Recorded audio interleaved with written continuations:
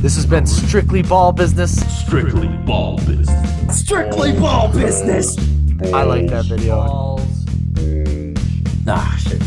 Next, we're going to talk about the Phoenix Suns. So, I was a big Phoenix Suns fan growing up. Like, they were my second favorite team. I guess I wouldn't say big Phoenix Suns fan. I really like Steve Nash. I really like Jason Richardson and Sean Marion, Amari Stoudemire. Like, those guys made watching basketball fun. I haven't loved these Suns as much, but you know what? They are a fantastic team full of some really likable players and a lot of really talented guys who fill their position well. Like, I can't think of another team outside of the Warriors that is more built effectively around each other, Oh yeah, for sure. I mean, they really fit all their roles. I have a few questions once we get to them, but they've done a great job. How much will DeAndre Ayton affect the Phoenix Suns?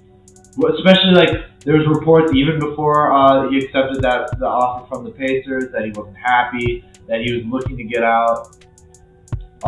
What do you think? I think DeAndre Ayton is going to show up and work hard every day. I don't think that is a question. I think he's ecstatic to show people why he deserves this money.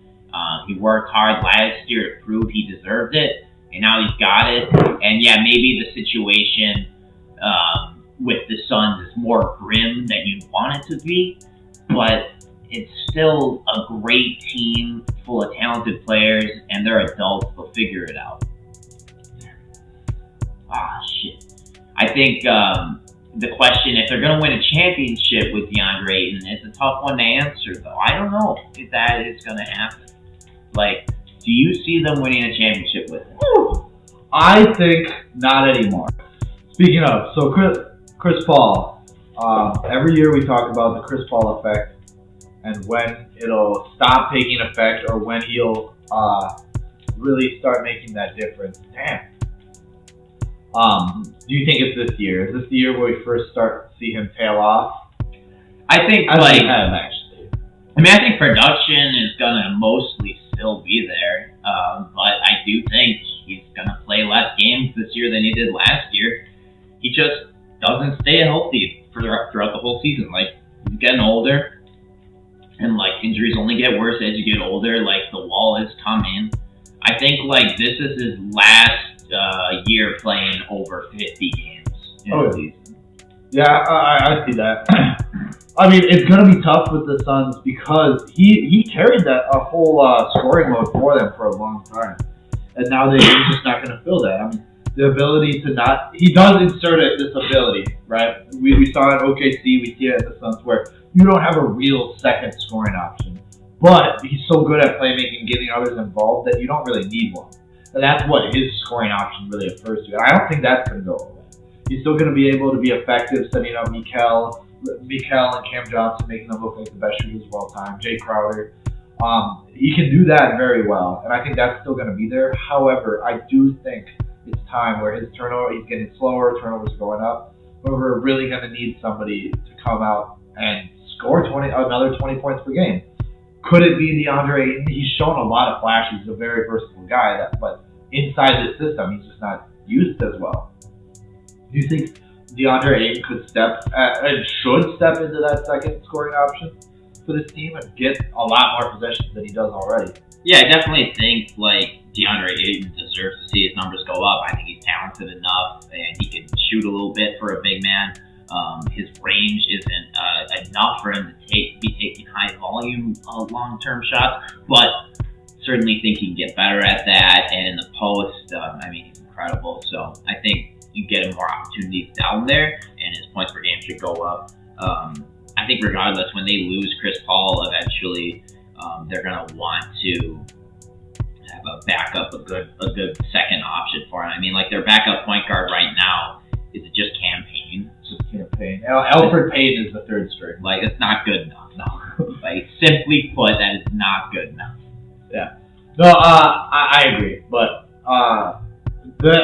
so getting into that, is their window gone?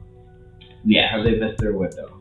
I think realistically, when think a couple of years ago, I thought they had like a 3-year window. So this would be like the 3rd year of that. So realistically, I think like this year, they could do it. They could make it there. I wouldn't be too surprised, but this is probably the last year. I think after this, I do not see Chris Paul like being the same guy, being effective and healthy for the whole season.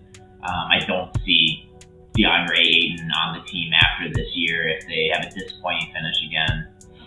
I'm sure they'll shake things up. They'll try to shake things up, and they'll try to get better, and they'll probably just get worse. Okay. Yeah, I feel aside from that, I don't even think you're going to get 100% of the DeAndre Ayton you want, because I just don't think he's there. I mean, he was. You don't think he's bought in?